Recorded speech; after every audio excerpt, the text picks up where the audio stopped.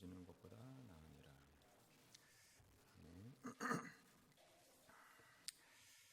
할렐루야. 네, 오늘은 돌이켜지는 은혜라는 제목으로 함께 은혜를 말씀 나누도록 하겠습니다. 오늘 본문은 아주 인간적인 질문으로 시작을 하죠. 천국에서는 누가 큽니까? 이 질문은 갑작스러운 질문이 아니잖아요. 제자들은 예수님과 함께 다니면서 수많은 기적을 본 사람들이고 그 누구보다 예수님 가까이에서 하나님의 나라를 경험한 사람들이거든요. 그런데 그동안 보고 느끼고 경험했던 하나님의 나라를 어떻게 인식했다는 얘기입니까? 하나님의 나라를 누가 크고 작은지 하는 그런 경쟁 구조로 이해를 했다는 거예요. 다시 말해서 천국에서는 누가 큽니까? 이 질문 안에 내포된 의미는 뭐냐면 하나님의 나라를 이 세상 방식으로도 이해하고 계산할 수 있다고 여겼다는 거예요. 이런 제자들의 질문에 대해서 예수님의 마음은 얼마나 탄식을 하셨을지 짐작이 되지 않습니까? 그래서 제자들에게 이제 설명부터 하지 않으시고 어떻게 하시죠? 아이 하나를 불러 세우잖아요. 그리고는 뭐라고 하시냐면 너희가 돌이켜 어린아이들과 같이 되지 아니하면 결단코 천국에 들어가지 못하리라. 이 말씀은 그 당시로서는 되게 급진적인 말씀이거든요. 천국을 큰 사람 작은 사람 개념으로 설명하고 계시는 게 아니라 천국에 들어가는 방식 자체를 바꾸고 계시는 거거든요. 그렇기 때문에 오늘 본문은 성숙한 신앙을 말씀해 주는 내용이 아니라 잘못 자라고 있는 신앙을 완전히 해체시켜 버리는 말씀이라는 거죠. 이를테면 비교하는 마음, 내가 저 사람보다 더 높아지려는 마음, 나는 옳고 저 사람은 틀렸다고 판단하는 마음, 이간질하는 마음 등등 그 사람 안에서 잘못 자라고 있는 그 신앙의 열매를 완전히 해체시켜 버리는 말씀이라는 거예요. 오늘 본문이. 오늘 우리도 어쩌면 그 하늘 천국의 모형이라고 할 수 있는 이 교회 안에 있으면서도 지금도 여전히 제자들처럼 그런 질문하고 있는지도 모릅니다. 그렇다는 얘기는 교회 안에서도 여전히 우리는 천국을 꿈꾸고 있는 게 아니라 어떻게 하면 세상의 질서를 천국 안으로 들여올 수 있는지를 질문하고 있는 사람들인 셈이거든요. 그래서 만약에 오늘 본문 말씀이 불편하게 들리신다면 하나님이 주시는 정직한 통증으로 여기시면 틀림이 없습니다. 1절부터 보겠습니다. 그때의 제자들이 예수께 나와 이르되 천국에서는 누가 크니까? 그때에라는 말은 그냥 단순히 시간 표시가 아니라 17장 전체의 흐름을 이어받는 연결고리를 말하는 거잖아요. 그러니까 그때에는 뭐냐면 17장에서 권능을 받았으면서도 귀신을 쫓아내지 못하는 제자들의 실패, 그리고 믿음 논쟁, 그리고 그리스도의 그 순환 예고, 그리고 성전세 논쟁이 있은 그때에 제자들이 이제 이어서 이제 이런 질문을 던진 겁니다. 그렇다면 우리 공동체 안에서는 누가 큽니까? 이렇게 이제 질문을 하는 거죠. 다시 말해서 제자들의 이런 질문은 공중에서 갑자기 이제 뚝 떨어진 그런 말씀이 아니라 그런 질문이 아니라 자신들이 큰 실패를 겪고 그리고 예수님 당신께서 스스로 십자가의 길을 예고하시고 그리고 천지를 창조하신 아들이시지만 세금을 내시는 그런 낮아짐까지 보여주신 그 직후거든요. 그런 모든 사건들 직후에 제자들이 이렇게 묻는 겁니다. 그러면 천국에서는 누가 큽니까? 자, 뭐가 느껴지십니까? 예수님과 제자들 사이에 굉장히 뚜렷한 그런 대비가 보이죠. 예수님은 지금 철저한 자기 겸손과 그런 자기 비움과 십자가의 그런 낮아지심을 보여주고 계시는데 제자들은 지금 어떻게 하면 조금이라도 높아질 수 있는지 서열 논쟁이나 하고 앉아 있는 거예요. 그래서 마태는 그 18장을 시작하는 그 입구에 이 질문을 삽입하면서 18장을 한마디로 정리를 하고 있거든요. 그게 뭐냐면 천국을 사모하는 이 땅의 공동체가 큰 사람 경쟁, 올라가기 경쟁으로 나타나면 반드시 망하고, 반대로 작아지고 낮아지면 살게 되는 원리를 교훈하고 있는 겁니다. 한마디로 너희는 크기로 천국을 이해하지만 예수님은 낮아짐으로 천국을 세운다는 원리를 못 받고 시작하고 있는 겁니다. 지금 마태가. 그리고 제자들이 예수께 나와 그랬잖아요. 나와, 이 말은 원어로 보면 도움을 구하러 다가온다, 판단을 받으러 다가오다, 이런 뜻입니다. 그러니까 제자들이 겉으로는 예수님께 좀 도움을 구하기 위해서 다가오기는 하지만 사실은 뭡니까? 자기들끼리 이미 비교의 틀을 다 정해놓은 상태에서 온 거잖아요. 쉽게 말해서 자기들 사이에 이미 서열적인 감각이 작동되고 있었는데 그 기준을 확인받기 위해서 나아온 셈인 거예요. 다시 말해서 예수님께 나와서 그 예수님의 시선으로 지금 자기들의 상황을 교정받으려는 생각이 아니라 자기들이 이미 만들어 놓은 그 틀을 승인 받으려고 나아온 거라는 거지요. 그래서 뭘 알 수 있냐면 예수님께 가까이 나와도 그 마음은 얼마든지 예수님과는 상관없을 수 있다는 것을 지금 본문이 보여주는 겁니다. 쉽게 말해서 예수님께 나오는 것과 예수님의 마음을 품는 것은 언제나 동일하지 않다는 것을 지금 알 수 있는 거죠. 우리도 마찬가지입니다. 우리도 늘 예수님께 가까이 나아간다고 고백하고 찬송도 하고 또 실제 행동으로도 보이고 있잖아요. 주일에도 나오고 주중에도 나오고. 그런데 그 내면의 실제 동기는 오늘 본문의 제자들처럼 굉장히 이기적인 그런 관점을 가지고 나올 때가 많다는 겁니다. 복음서가 반복적으로 보여주는 것도 그런 거거든요. 바리새인들도 늘 예수님께 나오고요. 율법학자들도 늘 예수님께 나와서 질문을 많이 던지고요. 심지어 제자들조차 예수님께 가까이 나왔지만 그 마음은 전혀 예수님의 마음을 품지 못했음을 보여주고 있다는 거죠. 그래서 예수님도 얼마나 자주 나왔는지를 묻지 않으시고 지금 어떤 마음을 품고 있는지를 더 중요하게 보신다는 겁니다. 왜냐하면 예수님 바로 옆에 앉아 있어도, 늘 말씀을 가까이 하고 있어도, 늘 구제, 봉사 등등 모든 행동을 보인다고 할지라도 내 마음속의 기준이 항상 비교 판단하고 경쟁하고 인정받으려고 애쓰고 그런다면 그 사람은 예수님께 나아온 사람이지만 예수님과는 전혀 다른 세상의 질서를 가지고 살아가는 사람이라는 거죠. 그 다음에 누가 크니까 그랬는데 질문 자체가 보면 무엇이 아니라 누가잖아요. 비교급을 쓰고 있거든요. 그러니까 이 제자들은 지금 천국의 원칙이나 가치를 묻고 있는 게 아니라 서열을 지금 묻고 있는 게 너무 티가 나잖아요. 쉽게 말해서 이 제자들이 인식하고 있는 천국이라는 곳은 관계와 은혜가 작용하는 곳이 아니라 뭡니까? 순위표나 조직도가 있는 그런 조직체라는 인식이 있었던 것을 알 수 있거든요. 그러니까 이 제자들 안에는 이미 무슨 전제가 깔려 있냐면 이 예수를 잘 따르면 우리 중 누군가는 분명히 더 큰 자리를 받는다, 이거예요. 그런 전제가 깔려 있으니 예수님을 따르는 그 내내 궁금해서 미칠 지경이었던 거죠. 그러다 마태복음 20장에 가면은 뭐가 나옵니까? 이 제자들의 어머니가 등장해가지고 자기 두 아들을 한 명은 주의 나라에서 좌편에 한 명은 우편에 이렇게 앉게 해달라고 그렇게 로비하는 내용이 나오잖아요.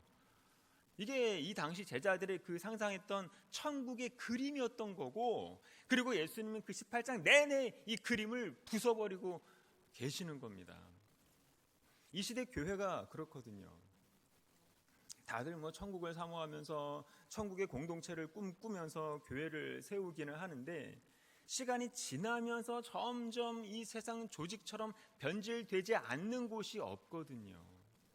어떤 교회를 가보니까요, 세상 조직보다도 더 복잡한 조직 체계를 교회 한 벽면에다 커다랗게 부착한 것도 제가 봤습니다. 제일 꼭대기에 누가 있고, 그 다음에는 누가 있고, 또 그 다음에는 또 누가 있고, 또 누가 있고 등등. 그걸 보면서 지나가는 사람 누가 보더라도 서열이 명확하거든요. 게다가 교회마다 이 총회장 한번 돼보고 싶어가지고 뭐 어느 교단이든 간에 선거 잡음이 없는 곳이 없을 정도잖아요.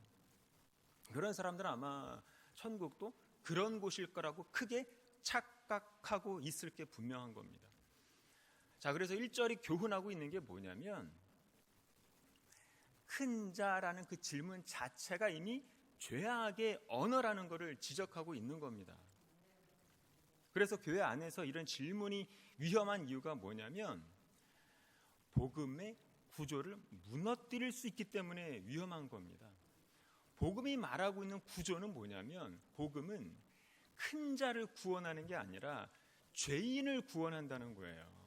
그렇기 때문에 교회 안에 있는 그 어떤 사람이든 큰 자는 존재하지 않고 구원받은 죄인만 존재하는 겁니다. 그래서 교회 안에는 올라갈 사람이 존재하는 게 아니라 구원받아야 할 사람들만 존재하는 거고, 교회 안에는 자격 있는 사람이 존재하는 게 아니라 회개하는 사람만이 존재하는 겁니다. 그게 복음의 구조라는 거예요. 그런데 누가 더 크냐, 누가 더 높냐, 이런 질문이 나온다는 거는 은혜를 조직으로 변질시키고 복음을 경정으로 변질시키고 직분을 계급으로 변질시키게 돼 있다는 겁니다. 반드시. 솔직히 까놓고 얘기해서 이 시대의 교회 조직이 계급으로 변질되지 않은 교회가 뭐 있던가요? 거의 뭐 없을 정도잖아요. 아직도 오늘 본문에 이런 어리석은 제자들의 그런 인식의 수준에서 못 벗어나는 교회가 얼마나 많은지 그거를 이제 반증하고 있는 거죠. 그래서 예수님도 어떻게 하시죠? 제자들의 그 질문을 논쟁으로 이끌지 않고 한 아이를 데려다가 세우는 행동을 보여주시잖아요. 이거는 뭐냐면, 너희들이 궁금해하는 천국은 누가 크냐가 아니라 누가 낮아지느냐의 나라다라는 것을 상징적으로 이렇게 보여주는 방식인 겁니다. 우리도 마찬가지죠. 아직도 교회 안에 서열 문화가 남아 있다면 그런 교회에서는 약한 지체가 숨쉴 공간이 사라지게 돼 있습니다. 반드시. 그런 교회에서는 성과를 가지고 사역자의 순위를 매기고 사역의 질과 양에 따라서 사역자를 평가하게 돼 있습니다. 반드시. 어쨌거나 세상의 질서와 그 세상의 판단 기준이 교회 안에 스며 있는 그런 교회에서는 십자가는 도구로 바뀌고요, 겸손은 포장지로 전락하게 돼 있습니다. 그렇기 때문에 교회에서 자꾸만 누가 옳으냐, 누가 맞냐, 누가 위냐로 흘러가게 되면 관계는 반드시 깨지게 돼 있고요, 공동체는 이간질만 난무하게 돼 있고, 심하면 분열로 이어지게 돼 있습니다. 어느 교회나 다 그런 흐름으로 가더라고요, 보면. 그걸 통해서 우리는 뭘 배워야 되는 걸까요? 천국의 질서는 누가 더 영향력이 있냐, 누가 더 세냐, 누가 더 인기 있느냐로 세워지는 게 아니라 누가 더 낮아지는가로 세워진다는 사실을 배워야 되는 거죠. 2절입니다. 예수께서 한 어린아이를 불러 그들 가운데 세우시고, 1절에서 제자들이 물었잖아요. 누가 큽니까? 그에 대한 답변이 이 아이를 봐라거든요. 여기서 어린아이를 이제 불러 그랬는데, 어린아이, 이 말은 헬라어로 파이디온이라는 뜻입니다. 이 단어는 우리식으로 말하면 유아기적인 아동을 뜻하는 단어입니다. 그래서 파이디온은 그 사회적인 권리도 없고 발언권도 없고 생산성도 없는, 한마디로 쓸모없는 존재를 의미하는 그런 구절인 거예요. 파이디온. 그렇기 때문에 그 당시 파이디온이라는 존재는 보호의 대상인 거지 어떤 존중의 대상이 아니었던 거예요. 쓸모로 평가되는 그런 존재가 아니었던 거예요. 그래서 한 어린아이를 불러다가 세우신 이유는 이 어린아이처럼 순수해라 이런 뜻이 아니라 아무 쓸모없고 힘없는 그런 존재라는 그런 현실적인 그런 의미를 내세우기 위해서인 거입니다. 한마디로 어린아이처럼 낮은 위치, 무력한 자리에 서라, 아이처럼 전적인 의존의 자리에 서라는 뜻으로 제시를 하신 겁니다. 왜냐하면 천국은 쓸모 중심의 사회가 아니거든요. 전적인 은혜로 돌아가는 그런 곳이기 때문에 그렇습니다. 혹여나 아직도 교회 안에서 쓸모 중심으로 사람을 평가하는 그런 모습이 단 1이라도 있다면 그런 교회는 더 이상 천국이 아니라 지옥을 닮은 곳이라고 해도 틀리지 않습니다.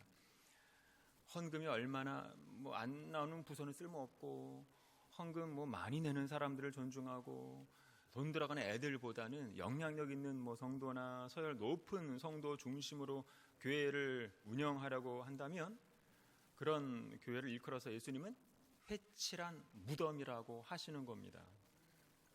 그런데 중요한 거는 뭐냐면 이 어린아이가 스스로 찾아간 게 아니라 예수님이 불렀다는 거예요. 이게 바로 천국의 모델이라는 거죠. 천국은 내가 스스로 나아간다고 해서 갈 수 있는 것도 아니고, 내가 스스로 크다고 해서 커질 수 있는 것도 아닌 겁니다. 인간의 그 모든 의지가 철저히 무시되고 오직 창조주의 그 주권적인 그 부르심으로만 갈 수 있다는 사실을 암시하고 있는 거죠. 그래서 어린아이들을 이렇게 모델로 세우신 겁니다. 사회적인 능력도 없고 생산성도 없고 그 어떤 업적도 하나도 없는 그런 존재를 예수님이 부르셨다는 것은 뭐냐면, 천국은 자기 존재를 증명할 수 있는 사람들과는 아무 상관도 없는 곳이야. 천국은 스스로 자기 능력을 과시할 수 있는 사람들이 갈 수 있는 곳이 아니야. 아무 쓸모도 없고 존재성도 없는 그럼 무한히 낮은 존재를 선택하시는 하나님의 일방적인 부르심으로만 갈 수 있는 곳이야. 이 사실을 깨닫도록 하시기 위해서 지금 현장 학습을 시켜주고 계시는 거예요, 예수님이. 다시 말해서 이 아이를 세우셨다는 것은 뭐냐면 제자들의 그 모든 서열 논쟁의 종지부를 찍겠다는 거거든요. 그러니까 제자들은 지금 막 서로 누가 크냐, 심적으로 막 이렇게 엄청 눈치를 보고 서로 기싸움 장난이 아니었을 거고, 보이지 않는 그런 내적 갈등도 많았을 거고, 업적 다툼과 성과 다툼도 많았을 거고, 세베대 엄마가 자기 아들들을 자리 청탁까지 하는 거를 보고는 더 분열이 극심해질 것을 다 아셨던 거예요, 예수님은. 그래서 서로 크게 비교를 하면서 막 질문하는 그 현장에 이 아이를 딱 세우시면서 뭐라고 하시냐면, 지금 니들 누가 크냐고 물었어? 자, 여기 있어 하고 파이디온을 그것도 그들 가운데에 세우신 겁니다. 그러니까 이 제자들이 순식간에 입이 다물어지는 거죠. 아마 모르긴 몰라도 다들 얼굴이 빨개지면서 부끄러움을 느꼈을 겁니다. 이 아이를 정중앙에 세우시는 순간 이제 앞으로 큰 자에 대한 질문은 더 이상 무효다. 모든 비교를 붕괴시키시는 겁니다. 이 아이를 통해서. 그렇기 때문에 우리 스스로 한번 질문을 던져보시기를 바랍니다. 지금 내 신앙은 증명하고픈 신앙인가, 아니면 의존하는 신앙인가? 3절입니다. 이르시되 진실로 너희에게 이르노니 너희가 돌이켜 어린아이들과 같이 되지 아니하면 결단코 천국에 들어가지 못하리라. 1절에서 제자들이 질문은 천국에서 누가 큽니까? 잖아요. 이 질문은 일단 천국에 들어가는 전제를 깔고 물어보는 거거든요. 그런데 예수님은 3절에서 논점을 아예 바꿔버리시는 겁니다. 쉽게 말해서 제자들의 그 질문에 대해서 예수님은 근데 너희들 천국에 들어가기나 할 수 있다고 생각하는 거야? 라고 답하고 계신다는 거예요. 3절이. 한마디로 제자들은 지금 서열을 질문한 거고 예수님은 존재를 답하고 계시다는 거죠. 다시 말해서 천국에서 큰 자가 누굽니까? 이 질문 이전에 본질적으로 천국 백성이 맞기는 해? 라고 지금 되묻고 계신다는 거죠. 결단코 천국에 들어가지 못하리라 그랬으니까. 그러니까 이 선언을 지금 다른 무리들도 아니고 바리새인들도 아니고 지금 제자들에게 하신 말씀이라는 거죠. 그래서 칼빈도 뭐라고 주석을 하냐면, 제자들이 이미 부르심을 받았다고 해서 자동으로 천국에 속한 것은 아니다. 교회 안에 있다는 사실, 사역에 참여하고 있다는 사실, 예수를 따라다닌다는 사실이 회개의 대체물이 될 수 없다. 그리고 여기 보면 진실로라는 단어가 나오지요. 전에도 말씀을 드렸지만 복음서에서 진실로라는 단어는 무슨 의미냐면 예수님께서 최고 강도의 선언을 시작하실 때 쓰는 단어입니다. 예수님께서 진실로 이 단어를 쓰시는 순간 그 예수님의 말씀은 최종 판결 선언이 되는 겁니다. 그래서 진실로 다음에 지금 뭐라고 하셨죠? 뒤에 보면 결단코 천국에 들어가지 못하리라 그랬기 때문에 그 어떤 경우에도 천국에 들어갈 수 없는 겁니다. 뭐 하기 전에요? 너희가 돌이켜 어린아이들과 같이 되지 아니하면, 이렇게 되는 거죠. 그렇다면 제자들은 지금 발등에 불이 떨어진 거예요. 당장 예수님의 말씀대로 실행하지 않으면 예수님의 그 판결은 온 우주가 사라져서 재창조가 된다고 할지라도 변함없이 확정되기 때문인 겁니다. 자, 여기서 돌이켜 그랬는데 이 말은 방향을 틀다, 돌아서다라는 겁니다. 이거는 단순히 태도 수정을 의미하는 게 아니라 인생의 방향을 전환하는 그런 회개와 같은 강도의 단어인 거예요. 그러니까 지금 제자들이 지금 가고 있는 방향 자체가 틀렸음을 지금 선언하고 계시는 거잖아요. 왜 틀렸을까요? 제자들은 지금 자기들의 그 신앙의 방향이 하나님의 나라가 아니라 자기 중심적인 그 세상을 이미 만들어 놓고 그 세상 안에서 지금 누가 크냐 가지고 자위하고 있었다는 거예요. 쉽게 말해서 예수님과 같이 걸어가고는 있었지만 목적지는 전혀 달랐던 거죠.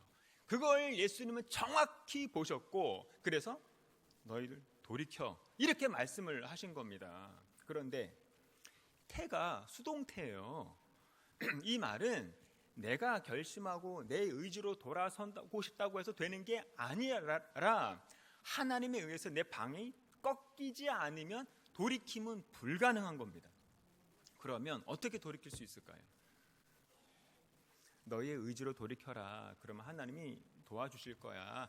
이게 아니라 성경에서 말하는 돌이킴은 뭐냐면 먼저 하나님의 말씀이 주어지면 인간의 모든 기준은 깨어짐을 경험하게 되는데 그때 인간이 그 자리에서 도망치지 않고 거부하지 않으면 나머지는 하나님이 방향을 바꾸시는 겁니다. 이게 돌이킴이에요. 성경에서 말하는. 한마디로 성경이 말하는 돌이킴은 뭐냐면 인간의 결심이나 그 의지를 요구하는 말이 아니라 하나님의 개입 없이는 불가능함을 선언하는 말인 거고 그 개입은 말씀 앞에서 무너지는 사람에게서만 일어난다는 사실을 아시기를 바랍니다. 그리고 어린아이들과 같이 되지 아니하면 그랬는데 이 말은 어린아이를 본받고 흉내내라 이런 뜻이 아니라 아까도 말씀드렸듯이 어린아이의 그 위치로 돌아가는 것을 의미하는 겁니다.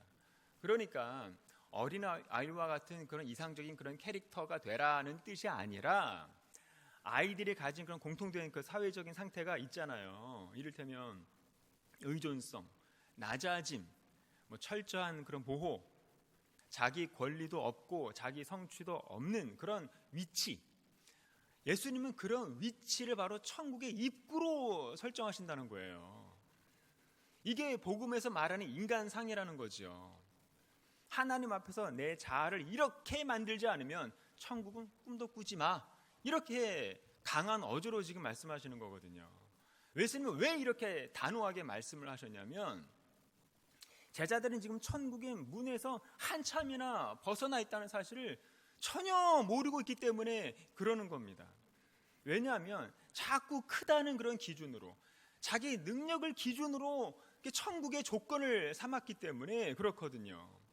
그렇기 때문에 지금도 마찬가지로 그 기준을 내려놓지 않으면, 돌이키지 않으면 천국은 결단코 들어가지 못한다는 그 예수님의 선언은 지금도 유효하다는 사실을 알아야 되는 겁니다.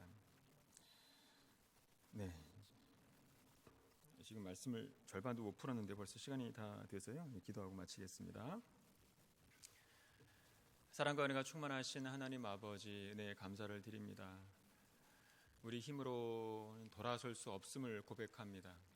오직 예수 그리스도의 은혜 가운데 서게 하시고 말씀 앞에 멈추게 하시고 주님의 손에 붙잡혀서 어린아이의 그 자리로 돌이켜질 수 있도록 인도해 주시옵소서. 감사드리며 거룩하신 예수님의 이름으로 기도드립니다. 지금 말씀을 생각하면서 기도하시고요. 나라와 민족을 위해서, 교회를 위해서, 그리고 개인적인 기도의 제목들 가지고 기도하시고 자유롭게 마무리하시길 바랍니다. 다 같이 주여 한번 외치고 기도하도록 하겠습니다. 주여. 사랑과 은혜가 충만하신 하나님, 네, 감사를 드립니다. 주님을 찬양드립니다. 하나님, 우리 마음속에 숨어있는 누가 크냐의 그런 욕망을 드러내 주시옵소서. 교회를 경쟁의 자리로 만들지 않게 하시고 은혜로 세워지는 공동체가 되도록 도와주시옵소서. 우리가 서고 싶어하는 그런 자리보다 주님이 세우시는 자리를 우리가 보게 해주시고 작은 자를 밀어내는 공동체가 아니라 작은 자를 중심에 세우는 공동체가